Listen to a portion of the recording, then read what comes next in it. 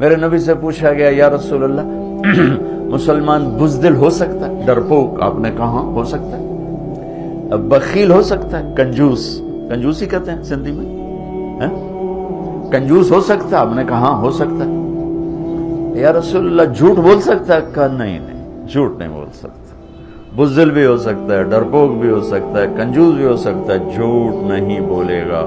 میرا امتی ہو کہ جھوٹ نہیں بولے گا۔ میرے نبی روزانہ ظہر کے بعد بازار کا چکر لگاتے تھے اور ایک ایک دکان منڈی کو خود چیک کرتے تھے کہ شریعت کے مطابق ہے کہ نہیں۔ ہمارے علماء کو تو بازار کا راستہ نہیں آتا اور اس کو بزرگی سمجھتے ہیں کہ ہم بڑے بزرگ ہیں، ہم تو کبھی بازار جاتے ہی نہیں۔ میرے نبی روزانہ بازار جاتے تھے تو ایک منڈی میں ڈھیر لگا ہوا تھا غلے کا، جو یا گندم، بارش ہوئی تھی لیکن وہ خشک تھا، تو آپ نے اندر ہاتھ ڈال کے نا نکالا تو اندر سے گیلا۔ آپ نے کہا یہ کیا کیا؟ کہ یا رسول اللہ بارش آئی تھی تو وہ گیلا ہو گیا تھا تو کوئی لیتا نہیں، تو میں نے گیلا اندر کر دیا اور خشک اوپر کر دیا۔ تو آپ نے کہا گیلا نکار کے باہر رکھ تاکہ گاہک کو پتہ چلے تیرے سودے کے عیب کا، اور خشک کو نیچے کر۔ پھر یہ جملہ فمن غش فلیس منا، جس نے دھوکہ دیا میری امت سے خارج ہو گیا۔ حضرت عبداللہ بن عمر کا پڑوسی یہودی تھا، عبداللہ بن عمر یہودی، ان کے گھر مہینے میں ایک دفعہ گوشت پکتا تھا، ایک دفعہ۔ جس دن گوشت پکتا تھا تو فرماتے ہمارے پڑوسی کو بھیجائے، تو اگر گھر والے کہتے جی ابھی نہیں، تو کہتے پہلے اس کو بھیجو بعد میں کھاؤں گا، اور وہ یہودی تھا۔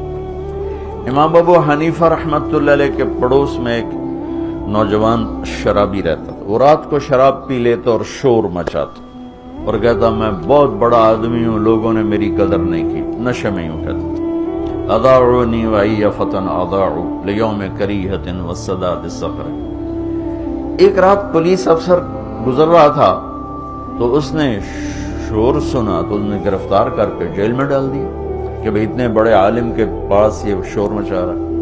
3-4 دن گزر گئے، اس کا شور سنائی نہیں دیا، تو امام صاحب کہنے لگے وہ ہمارا پڑوسی کہاں گیا؟ کہا جو تو پولیس پکڑ کے لے گی۔ کیوں لے گی؟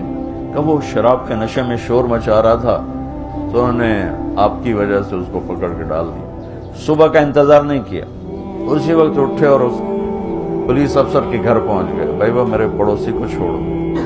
کہا جی میں نے تو آپ کی وجہ سے پکڑا ہے، آپ اتنے بڑے عالم ہیں، آپ علمی کام کرتے ہیں، آپ کو میں خلل ڈالتا ہے۔ کہا نہیں بھائی تو میری وجہ سے پکڑا ہے تو میری وجہ سے چھوڑ دیں۔ کہا جی میں چھوڑ دیتا ہوں۔ اس کو جیل سے نکال کر لائے، کہنے لگے کیوں بھائی تم کہا کرتے ہو نا میں بہت بڑا آدمی ہوں پر لوگوں نے میری کوئی قدر نہیں کی، تو میں نے تیری قدر کی ہے کہ نہیں کی؟